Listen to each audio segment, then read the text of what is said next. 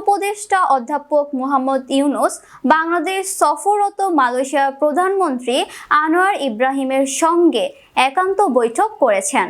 শুক্রবার দুপুরে রাজধানীর একটি 5 তারকা হোটেলে এই বৈঠক অনুষ্ঠিত হয়। অধ্যাপক ইউনূস এ সময় তার পুরনো বন্ধুকে ঢাকায় স্বাগত জানাতে পেরে খুবই খুশি বলে জানান।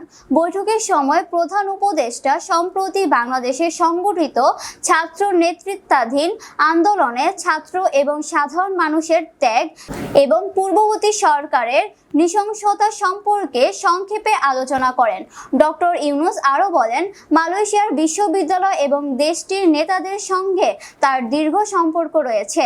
এর আগে দুই নেতা তাদের বন্ধুত্বের নিদর্শন হিসেবে একই গাড়িতে চড়ে রাজধানীর হোটেল ইন্টারকন্টিনেন্টালে পৌঁছেছেন। সেখানে তাদের দ্বিপাক্ষিক বৈঠক অনুষ্ঠিত হয়।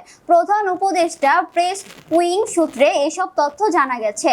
তিনি জানান, মালয়েশিয়ার প্রধানমন্ত্রী আনোয়ার ইব্রাহিম শুক্রবার বেলা 2টার দিকে প্রধান উপদেষ্টা অধ্যাপক ডক্টর মোহাম্মদ ইউনূসের আমন্ত্রণে স্বল্প সময়ের সফরে ঢাকায় পৌঁছান।